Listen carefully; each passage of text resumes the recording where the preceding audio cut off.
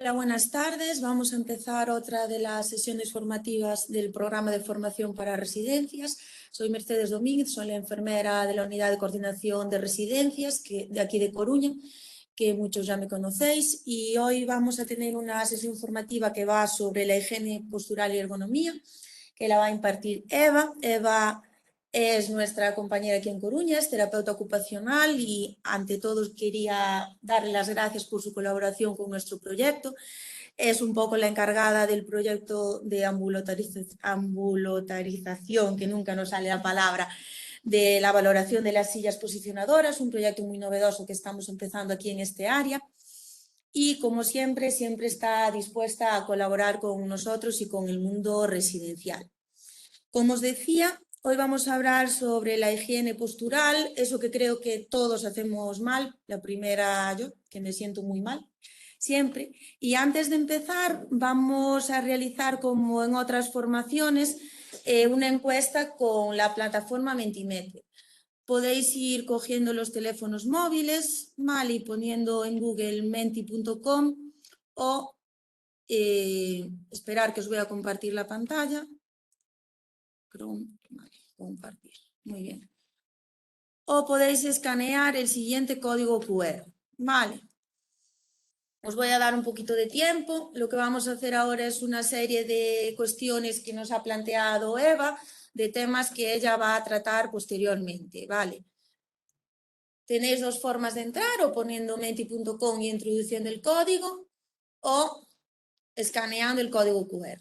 Veo que ya hay gente que está conectada, voy a dar un poquito tiempo más y como siempre vamos a empezar por preguntas generales. Espera, que esto no va. Vale. La primera cuestión es, ¿cuál es vuestra profesión? Esperamos que haga médicos, enfermeros, gerocultores, cuidadores, directores. Muy bien, hay mucho enfermero. Supongo que habrá algún terapeuta ocupacional, ¿verdad, Eva? Por ahí. Pues eso esperemos. Muy bien. Os recuerdo que si no escaneasteis el código QR, podéis poner en Google menti.com y introducir el código que veis en la parte superior de la pantalla. Vale, muy bien. La mayoría de la gente que está asistiendo es de otras profesiones.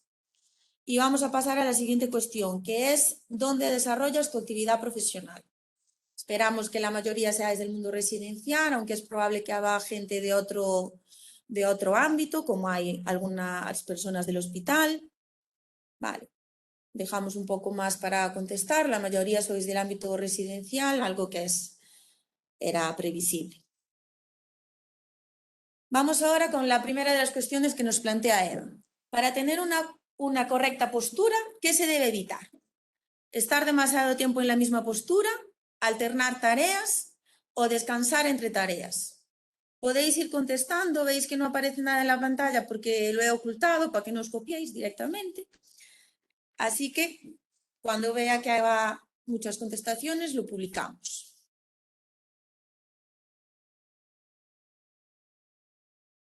Muy bien, creo que todos apostáis que lo que no debemos hacer es estar demasiado tiempo en la misma postura, aunque hay algunas dudas que os aclarará Eva posteriormente. Siguiente cuestión. ¿En qué posición estática, en la posición estática normal, es decir, de pie como está este chico, qué es lo correcto? ¿Usar tacones altos, bascular el peso de una pierna a otra o hiperextender la rodilla? No tengáis miedo a contestar, no os fiéis por lo que contestan los demás, ¿vale? Muy bien. La mayoría creéis que lo correcto es bascular el peso de una pierna a otra. No hay gente contestando.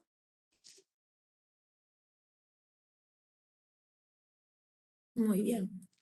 Siguiente cuestión.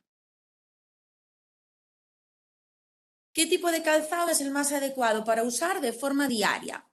¿Veis unos zapatos de tacón, un zapato plano o un zapato así más de salón con un tacón medio? Muy bien, podéis votar, no se ven los resultados porque también está oculto, ¿vale?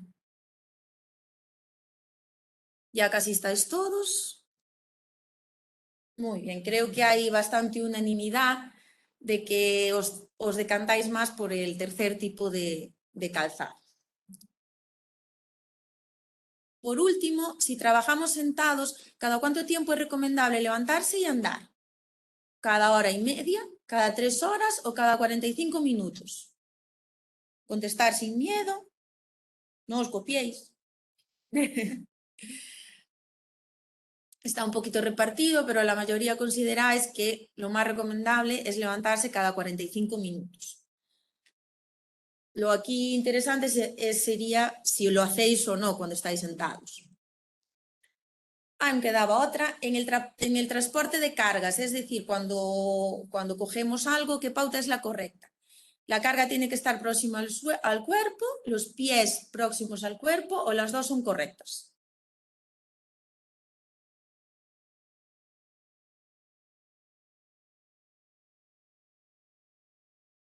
Está un poco repartido las respuestas. Después nos explicará todo Eva ahora, ¿vale? Aún falta gente.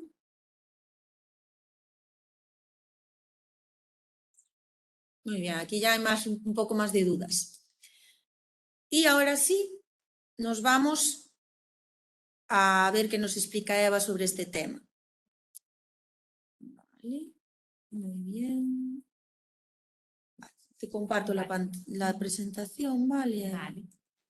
Bueno, buenos días a todos o buenas tardes a todos. Muchos ya me conocéis a través de las videollamadas en residencia. Espera un minuto. Eu creo que ten que estar, O PDF. Sí, sí.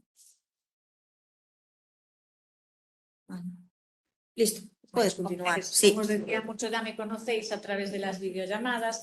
Bueno, por lo que he visto en las respuestas, la mayoría sí que recordáis las pautas de higiene postural. Sí que la última pregunta era quizás la más confusa, los pies próximos al cuerpo.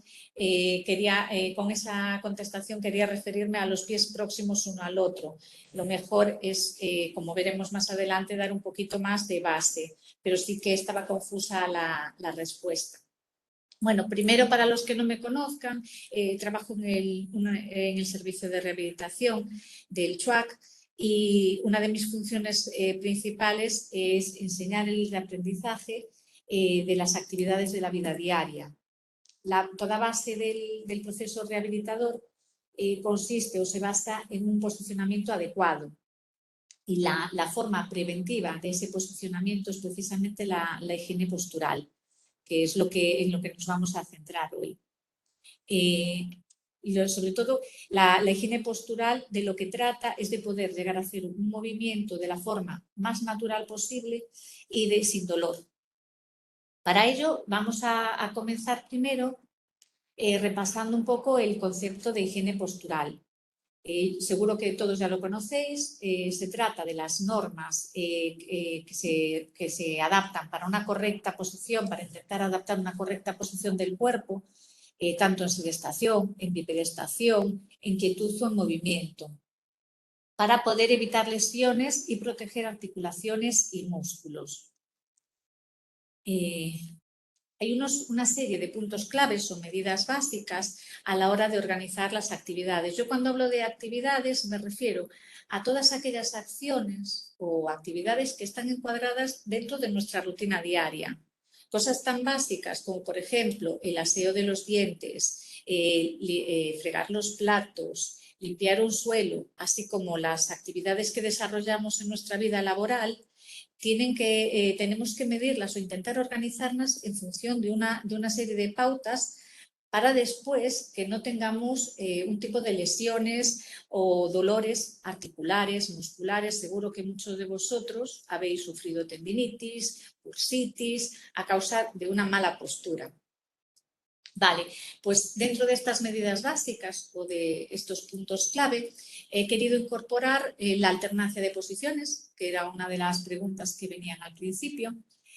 Cuando mantenemos mucho tiempo una misma postura, sea sentado, acostado o de pie, de forma estática, hay siempre fuerzas o posturas que actúan sobre los músculos y las articulaciones y que van a acabar produciendo fatiga y dolor.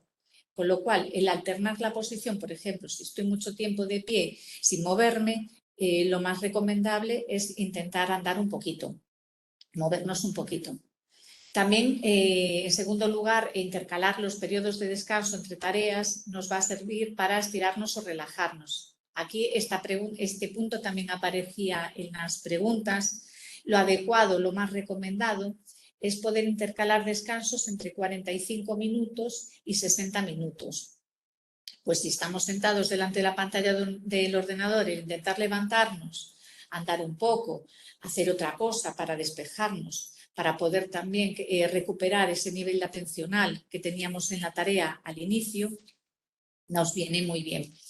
Si es posible, otro de los puntos sería modificar el entorno, lo que es mobiliario, iluminación, las herramientas que usamos, los tipos de ratones que usamos, poner más luz, lo que hace es también, no nos fatiga tanto ni la visión, y además aumenta un poquito el tiempo de atención. Y esto ya sé, el último punto ya sé que es más improbable, el repartir la tarea en varios días, si se puede.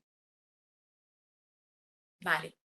Vamos a comenzar con la higiene postural en bipedestación. Normalmente voy a separar primero bipedestación estática y bipedestación dinámica. Bipedestación estática es el mantenimiento de la postura de pie, sin movernos. Y dinámica me refiero a la marcha. Cuando nos mantenemos de pie, en muchas ocasiones mantenemos esa postura cifótica que veis en la imagen al principio, con la cabeza inclinada hacia adelante. Lo que tenemos que procurar es mantener la cabeza erguida, el tronco recto y los pies con un poquito de separación. Lo recomendable es entre 20 y 30 centímetros de separación, precisamente para que el peso se pueda repartir entre ambas piernas por igual y dar un punto de equilibrio mayor. Si estoy de pie, lo suyo también es el poder, sobre todo si llevo varios minutos ya de pie manteniendo esa postura, el poder bascular el peso entre una pierna y la otra.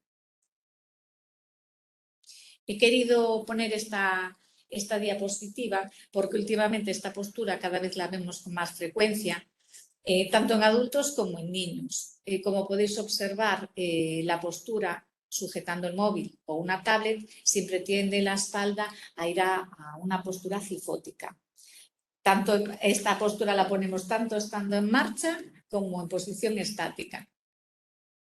La diferencia con la bipedestación estática es que en la dinámica tendremos que mantener las mismas normas que vimos antes de caminar con la cabeza erguida, el tronco recto, pero aparte nos tendremos que fijar en qué tipo de calzado usamos. No se recomiendan los zapatos de tacón ni los zapatos muy bajos, sino que la altura recomendable es entre 2 y 3 centímetros de tacón.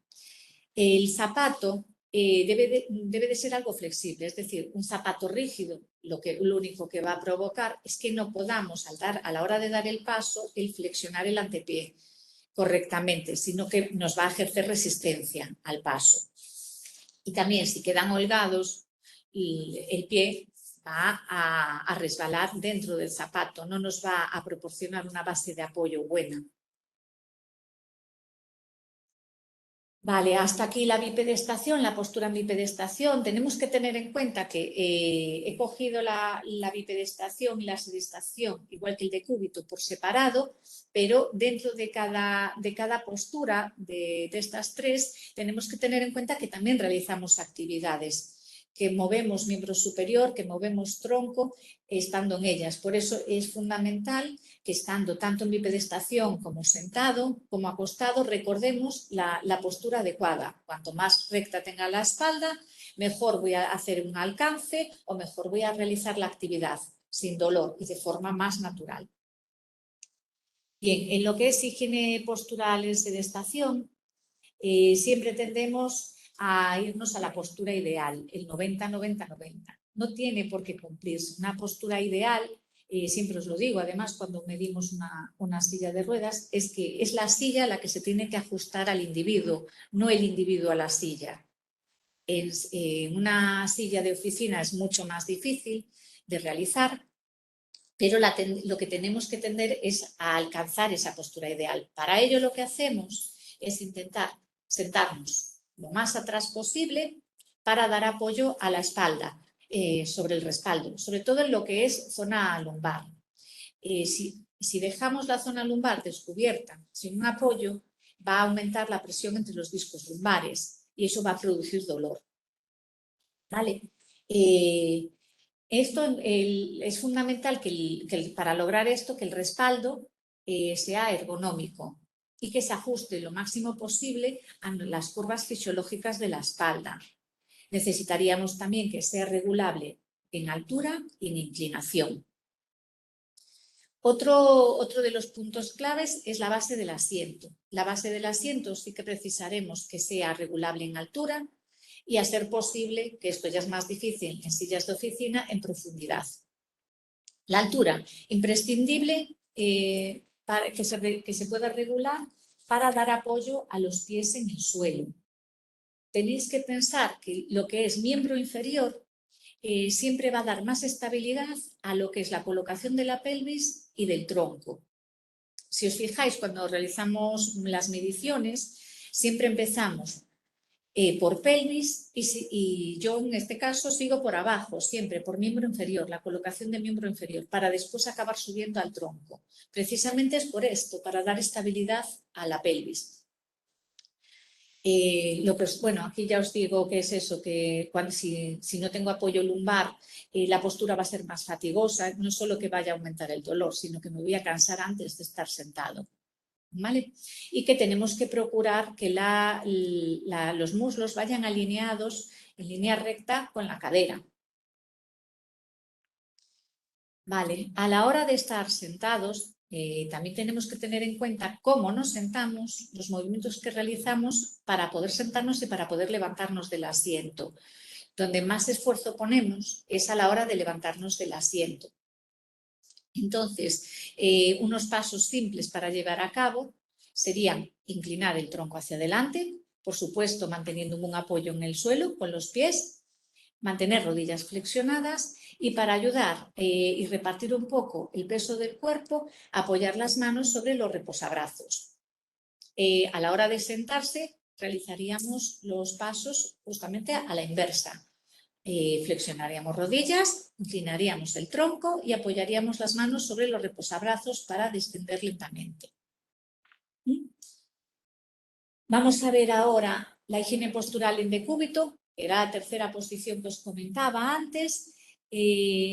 Siempre, bueno, mucha gente dice que es mejor, que se encuentra mejor o que respira mejor boca abajo. No se recomienda boca abajo porque se pierde toda la curvatura de la espalda y aparte se presiona el corazón. La mejor postura para dormir es boca arriba. También podemos dormir boca de lado, pero tendremos que tener cuidado con colocar una almohada entre las piernas, porque mientras mantenemos la pierna de abajo estirada y la de arriba flexionada, lo que hace la cadera es descender. Por eso, la colocación de la almohada entre las rodillas hace que se equilibre esa cadera mientras dormimos.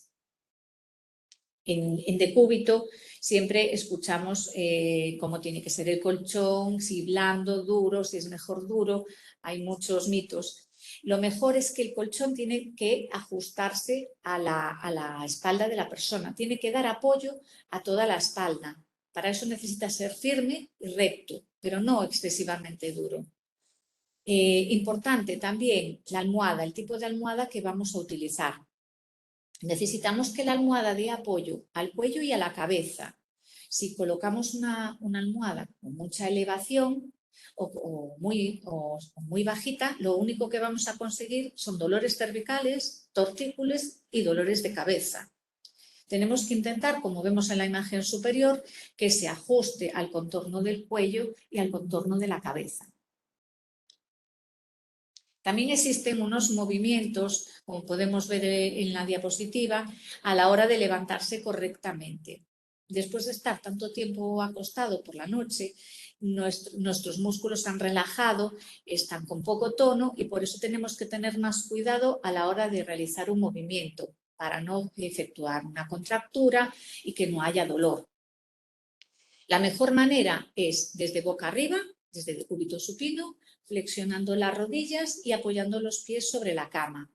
Desde esa posición realizamos un volteo y nos vamos hacia el lateral, echamos la pierna que está arriba hacia afuera de la cama, empujando la otra y dándonos apoyo en antebrazos para, lo mismo que hacíamos sentado, poder repartir el peso de todo el tronco. ¿De acuerdo? Es mucho más fácil que, por ejemplo, en la imagen inferior, como podéis ver, que se tira de abdominal. Ahí lo que está sufriendo y donde estamos ejerciendo más fuerza es el lumbar, en las lumbares. Vale. En cuanto a actividades básicas, he intentado meter algunas actividades de rutinas diarias, como calzarse, asearse, y otras instrumentales. Voy a destacar aquí, a la hora de vestirse, en la actividad de vestirse, sobre todo el calzado, que es donde más forzamos la espalda, a la hora de agacharnos para atar un zapato o ponernos los calcetines. Tendemos a hacerlo desde sentado, me agacho y hasta el suelo. Eso hace que la espalda se flexione demasiado, se incline y se pierda la curvatura lumbar. La mejor manera de poder realizar esta actividad es dar un poquito de altura con un taburete, o si no disponemos de un taburete para poder hacerlo, dando apoyo con una rodilla en el suelo o flexionando las rodillas, tanto para los zapatos como para los calcetines. Aquí hay algunas pequeñas adaptaciones que seguramente las usáis en casa o las usáis con vuestros usuarios, que son calzadores de mango largo o calzamedias. Esto evita que nos tengamos que agachar a calzar un zapato o a poner una media y mantener esa posición durante mucho tiempo. Otras de las actividades también que nos requieren una inclinación de la espalda. Bueno, aquí he puesto lavarse los dientes, que aunque no pasamos demasiado tiempo lavándonos los dientes en esa posición, en esa bipedestación estática, si por ejemplo lo hacemos fregando los platos o planchando. Aquí las medidas de higiene postural serían más o menos la misma para poder mantener esa posición. Pies separados. En este caso, veis que un pie está adelantado al otro, que es otra de las opciones, rodillas semiflexionadas, o bien dar una pequeña altura a uno de los pies y después ir alternando esa altura entre un pie y otro. Vale, lo vais a ver más claro ahora a la hora de fregar los platos, por ejemplo, que es donde pasamos mucho tiempo. A mí, por ejemplo, como no se puede además regular el fregadero, me acaba doliendo mucho la zona lumbar.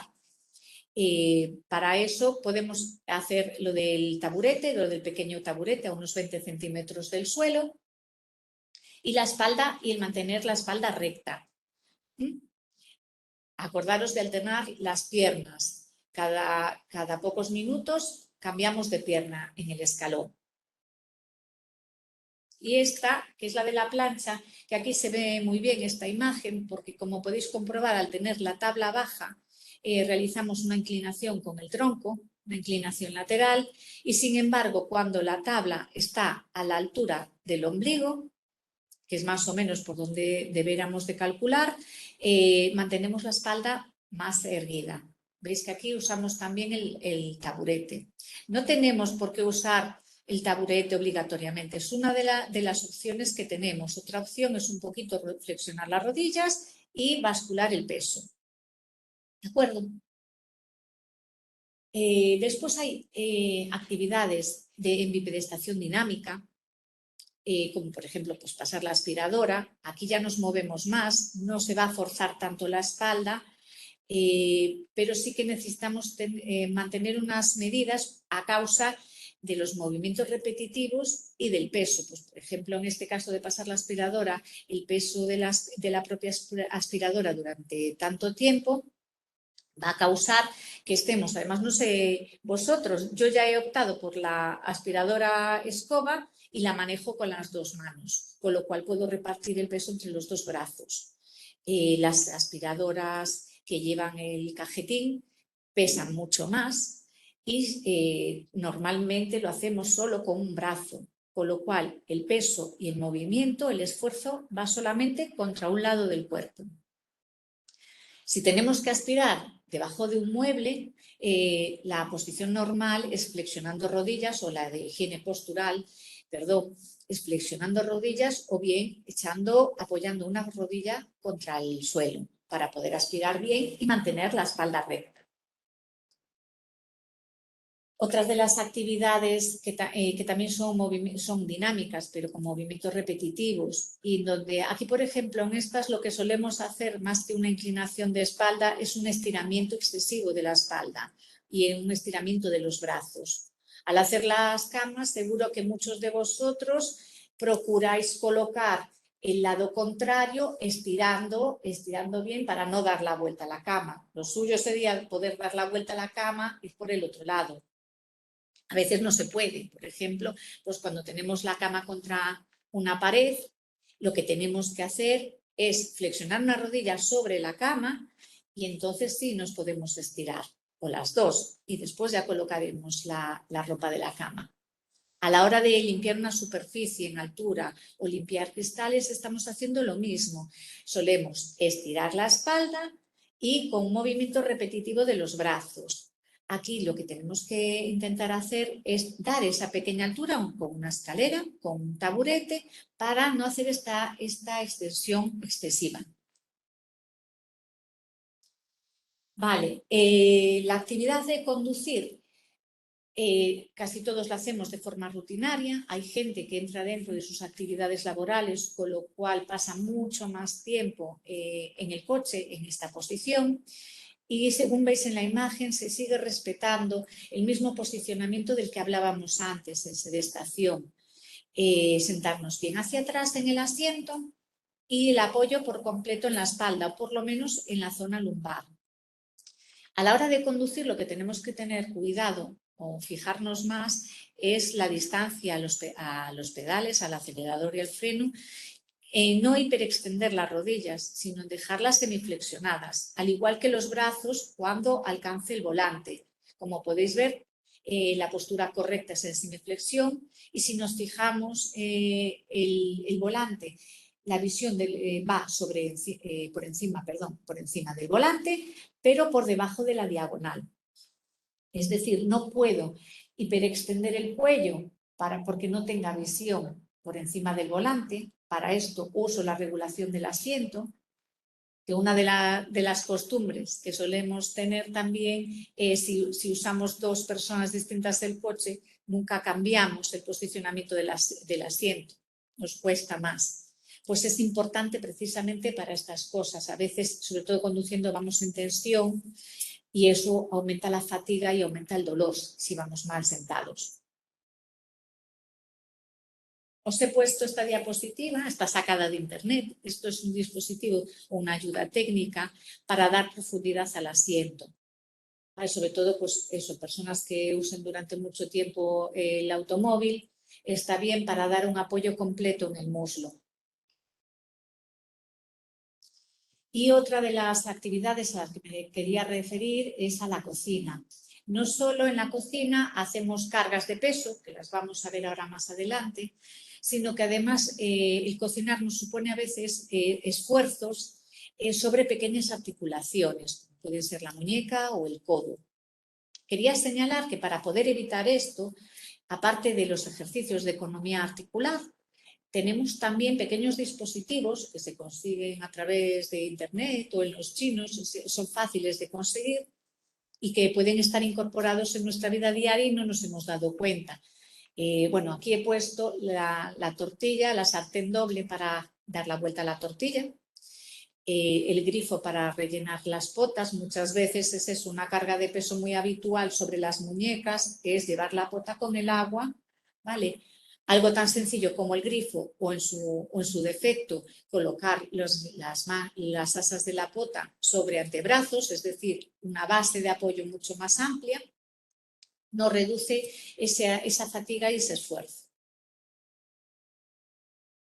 Vale, vamos a ver la manipulación de cargas. La manipulación de cargas la he metido tanto en las AVDs como en las actividades diarias. Porque tanto en nuestra rutina diaria como en nuestro trabajo manipulamos cargas. He distinguido 3 tipos de cargas: la carga vertical, la carga en altura menor y la carga en transporte. Bueno, como podéis ver, las cargas verticales se trata cuando coloco o cojo un peso por encima de mi altura. Normalmente hay que hacerlo, lo que hemos visto antes, poniendo una escalera, subiéndonos a una escalera y con los brazos semiflexionados. En una carga en altura menor, quiere decir por debajo de la rodilla, voy a coger una carga o desde el suelo y levantarla. La forma correcta es mantener las rodillas semiflexionadas y la espalda recta. Cuanto más acerquemos el peso al cuerpo, menos vamos a notar esa carga. Tenemos que pensar que si yo aumento la distancia de la carga al cuerpo, el peso se va a ver comprometido, va a aumentar, ¿vale? Y las cargas en transporte. A partir de, normalmente son 4,5 kilos, se recomienda llevar la carga entre 2 personas. ¿Vale? Esto lo vamos a ver más adelante. Vale. Como consejos o puntos clave a tener en cuenta antes de manipular una carga, tenemos que tener en cuenta aproximarla al cuerpo, al eje de gravedad, ver cómo va esa carga, si lleva objetos peligrosos, cortantes, para poderlos embalar y protegernos un poco. El uso de guantes aquí siempre estaría recomendado, no solo por los bordes cortantes o las superficies rugosas, que eso va a hacer que nos moleste más llevar esa carga, como por la temperatura, pues si está caliente o fría. Nunca levantar las cargas por encima de un hombro, que a veces lo vemos. Lo único que hace eso es sobrecargar uno de los lados de la espalda e inclinar la espalda hacia ese lado, y no hacer rotaciones con la carga.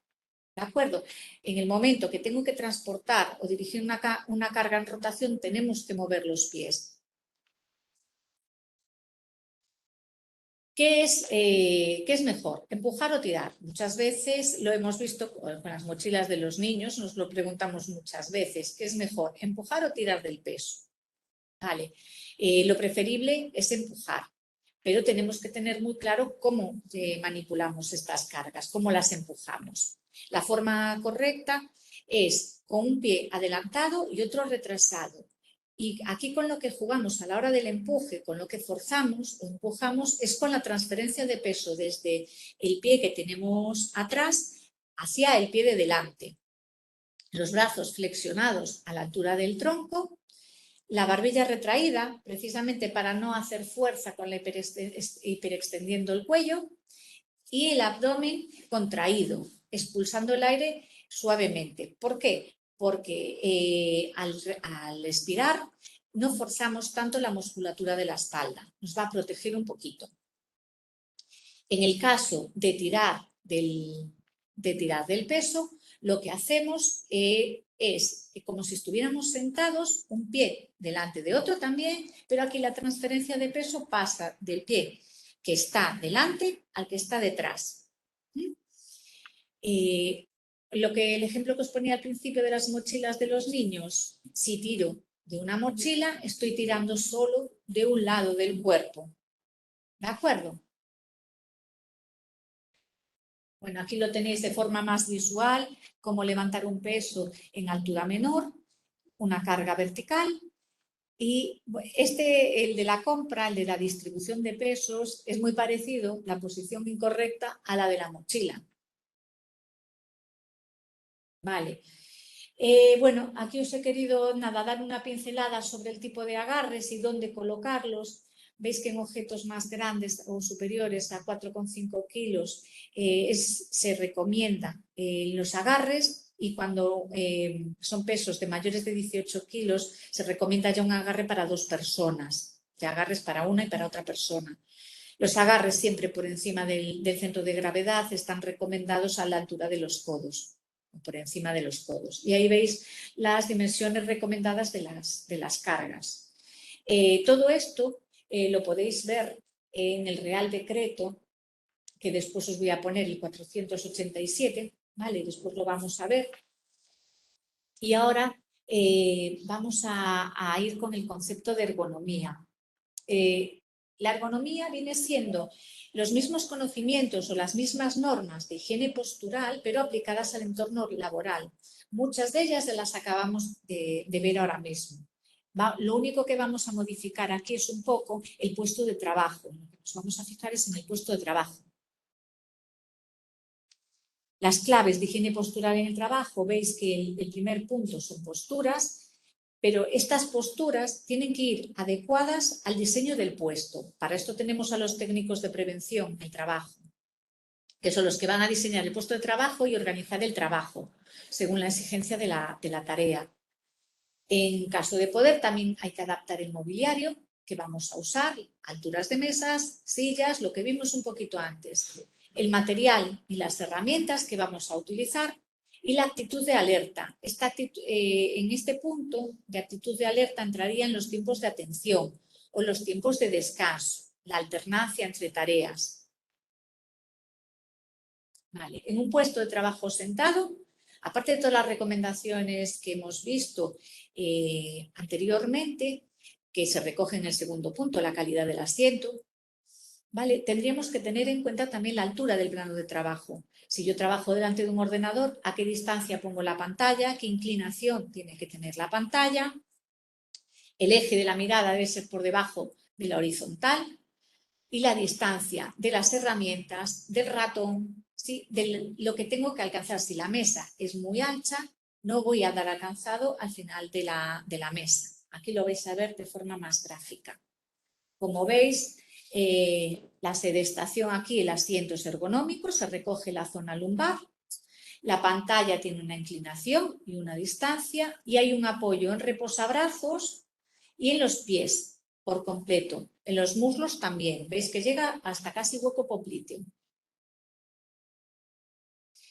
En lo que se refiere al puesto de trabajo de pie, respetando las normas que vimos en bipedestación estática, aquí nos fijaríamos en ergonomía en la altura del plano, ¿vale? Sobre todo en un trabajo de pie tenemos que intentar mantener un apoyo en los brazos si estamos manejando un mando o una herramienta, la inclinación del cuerpo hacia adelante y alternar lo que hacíamos en bipedestación estática, que era alternar el apoyo en los pies, ¿vale? Tendríamos que tener muy en cuenta la distancia a la base de la tarea. Ahora lo veréis también de forma más gráfica en la imagen. Veis que la altura que pone para el pie son 20 centímetros y el espacio entre los dos pies se disminuye a 15 centímetros. ¿De acuerdo? Hay un apoyo en la muñeca y la distancia al mando o a la herramienta. Vale. Cuando hablamos de las herramientas que utilizamos en el trabajo, tenemos que tener en cuenta los mangos, las empuñaduras, el tipo de trabajo y el peso de la herramienta. Por ejemplo, con pantallas tenemos que, si estamos de pie, la pantalla no puede estar a menos de 50 centímetros y sentado ya disminuye a 38 centímetros. Después veis que he puesto que tiene los mangos de caucho plástico, la longitud de los mangos según sea la actividad que vamos a desarrollar, si es de precisión o de fuerza, al igual que el peso, que va a variar. Y aquí tenéis el Real Decreto por el que se rigen todas estas disposiciones de seguridad, por si queréis consultarlas, lo que son agarres y herramientas a usar. Y por último, en la última diapositiva os he querido mostrar algunas de las herramientas, sobre todo, bueno, por los mangos o el ratón adaptado. Con ese tipo de ratón lo que hacemos es no forzar la extensión de la muñeca. Y ya, pues daros las gracias por vuestra atención. Espero que os sirva un poquito para al menos recordar lo que no solemos hacer por rutina. Y nada más, muchas gracias. Muy bien, Eva. Muchas gracias. Vamos a tener. Bueno, como sabéis, podéis realizar cualquier cuestión, ¿vale? A través del chat. No sé si hay alguna pregunta. Yo creo que es un tema muy interesante que la mayoría de veces hacemos mal. Sí. Como yo ahora, ¿eh? Yo siempre. Y una cuestión, hablabas mucho de los niños, de las mochilas, ¿qué es lo más, por lo que entendí, lo más recomendable sería mejor cargar la mochila que forzar con una de ruedas o empujarla? Empujarla. Cargar con la mochila, pero claro, tenemos que tener en cuenta el peso que vamos a llevar. Lo recomendable es hasta 4,5, como hemos visto. En un niño tiene que disminuir el peso, y lo menos por lo menos. ¿Qué pasa? Yo, por ejemplo, mi hija de 13 años lleva casi 9 kilos en la mochila. Claro, entonces, bueno, lo del libro digital creo que viene muy bien ahora mismo. Lo suyo sería el empuje. El empuje, Sí, aunque fuera porque con si una yo única tiro- mano. Sí, si yo Vale. tiro de 9 kilos, estoy también rotando la espalda y tirando de 9 kilos solo con un lado. Vale. Y en cuanto a los bolsos, que yo siempre llevo el bolso lleno, es más recomendable una mochila, entiendo, que llevar un bolso cargando solo No, mira, en los bolsos los podemos cruzar. Entonces distribuimos peso aquí y aquí.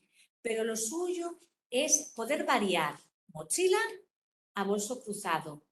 Y mochila bien puesta. Bien puesta vale. en los dos hombros, sí. Sí. Sí. Y no muy baja. Y no muy baja. Vale. Porque si va baja es que lleva mucho peso. Vale. Pero yo soy muy mochilera también, llevo siempre mochila y reconozco que a veces, sobre todo, bueno, uno de los hombros sí que llevo mucho peso en el bolso también, sí que me duele más. Lo recomendable es poder alternar eso, un día un bolso cruzado y otro día mochila. Mochila. Vale. Creo que tenemos alguna cuestión que alguien nos recomienda que faltoume uns ejercicios para relajar a musculatura despois de facer un mal movimiento. Que recomendas? Vale. Que fijo que algo pode recomendar. Mira, yo lo que hago depende de qué musculatura. Normalmente la de la espalda, yo lo que hago es sobre una mesa, el poder estirar la espalda, me coloco sobre la mesa, inspiro y expiro.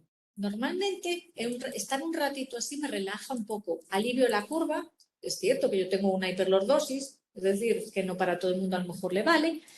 Y si no, el estar acostado con las piernas flexionadas sobre una colchoneta, algo un poquito rígido, no en la cama, no son recomendables las bases muy blandas, pues el suelo, una colchoneta, ponemos una mantita o algo para dar más calor, las piernas flexionadas y inspirar y soltar por la boca. Y es como puedo relajar un poquito, sobre todo la zona de la espalda. Muy bien. Creo que teníamos una pregunta antes sobre los zuecos de tacón medio. Supongo que se refiere a los zuecos de trabajar. A los zuecos de trabajo. Mejor con un poquito de tacón. Sí, llevan un poquito de tacón. Los zuecos anatómicos suelen llevar entre unos 3 centímetros, más o menos, 2,5, 3. Evidentemente no, yo cuando gasto un zueco, yo no me dura un año el zueco. Y además noto que resbalo y noto que el tacón se va degenerando, se va usando, se desgasta y tengo que cambiarlo. De eso tenemos que estar pendientes. No nos vale un zueco para X años. Tenemos aquí outra cuestión que nos comentan que, por exemplo, cando teño que subir unha cadeira de rodas por unha rampa, prefiro empuxar cos brazos en extensión, porque creo que bloqueo mellor e non cargo tanto a espalda. Supoño que estará mal, pero a min desde un punto de vista físico e funcional é moito máis xeitoso. Por una rampa es mucho más complicado que por un suelo liso. Pero aún así, si los brazos los llevas en extensión, lo único que estás forzando son hombros y espalda. Es decir, tienes que pensar como el empuje que veíamos, la manipulación de cargas, un pie atrás, que es el que va a transferir el peso, la fuerza del empuje.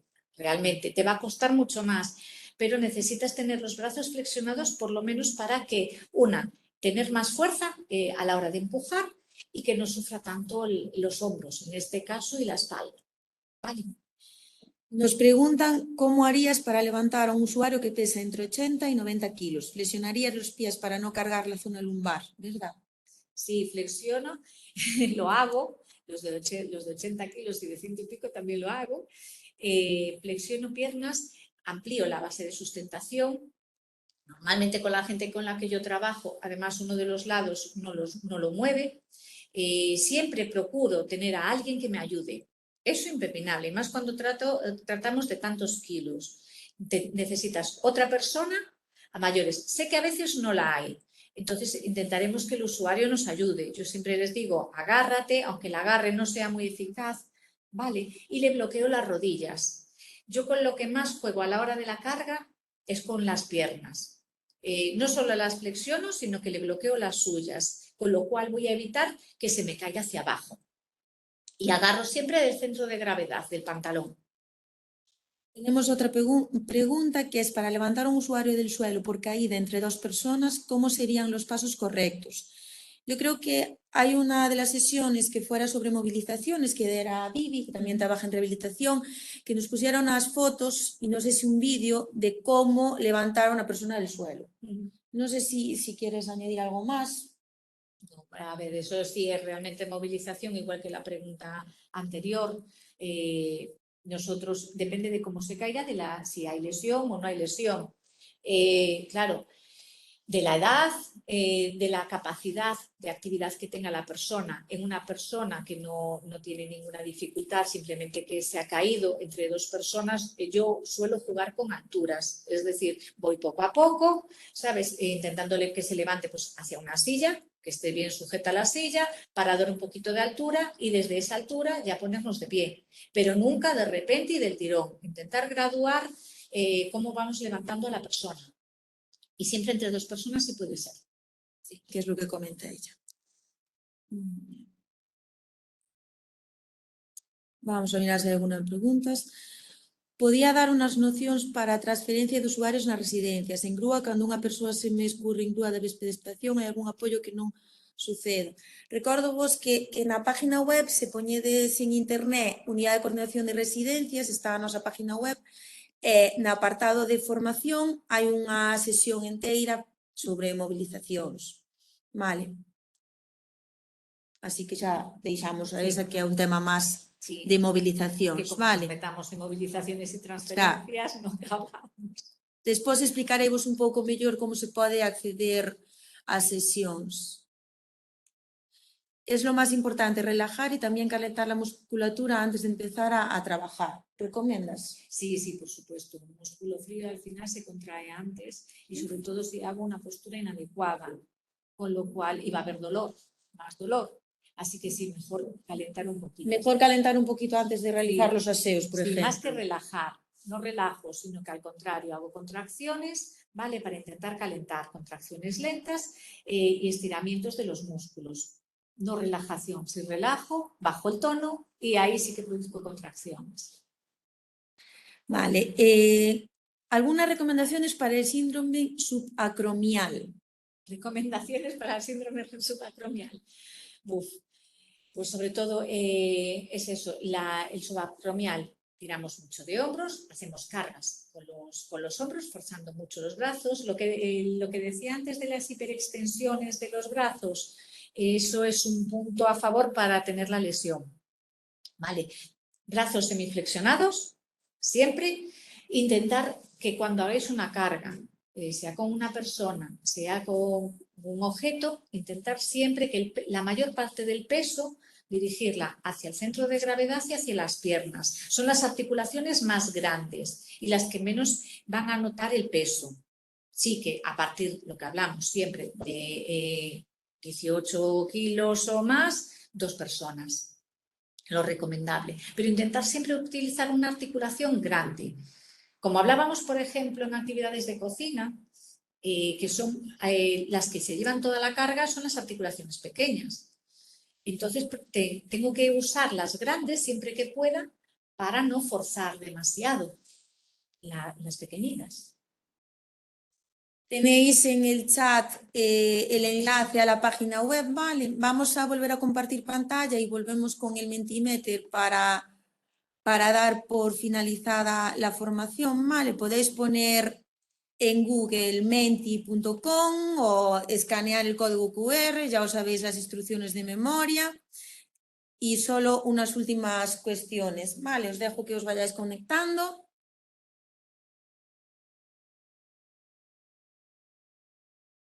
Muy bien. Creo que hay alguna pregunta, después revisamos el chat, ¿vale? Y la primera cuestión sería si tras esta sesión considera que mantienes una buena higiene postural. Yo soy la primera que reconozco que no. Eso tampoco. Que nunca, básicamente. Que si ves mi silla del escritorio, da pena, como está colocada. Pero bueno, sí. Muchos consideráis que sí, me alegro, tendréis menos lesiones a largo plazo. Muy bien. Siguiente cuestión. ¿Realizarás cambios para mantener una buena higiene postural, después de esta sesión? Yo lo intentaré, por lo menos. Hay gente que no, normal, si ya lo hacía bien de antes, no le toca cambiar. Pero bueno, creo que todos estamos un poco más concienciados de que nos sentamos si estamos de pie mal, la mayoría de las veces. ¿Qué os ha parecido la formación? Ser sinceros, críticas.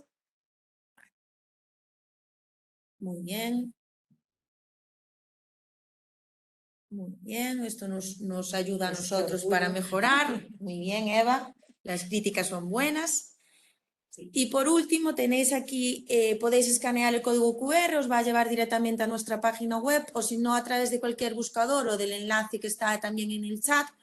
Si ponéis en un buscador Unidad de Coordinación de Residencias, os lleva a nuestra página web en la que están todos los protocolos y procedimientos que estamos realizando en este área. Y en el apartado 4 está la formación, ¿vale? Está dividida entre webinars y sesiones. Los webinars son más largos, de 2 o 3 horas, y las sesiones son todas estas sesiones pequeñitas que hacemos por las mañanas.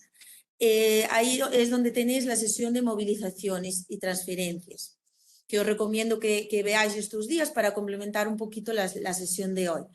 Y abajo de todo está el correo que hemos recientemente inaugurado para la formación, que es formación.residencias@sec, del cual os enviaremos próximamente los diplomas acreditativos, que estamos en ello. Y no sé si hay alguna pregunta más. ¿Cuándo se puede usar la grúa? Si se puede usar la grúa con una persona sola. Con una persona sola, hombre, sí, se puede usar, pero con mucha precaución.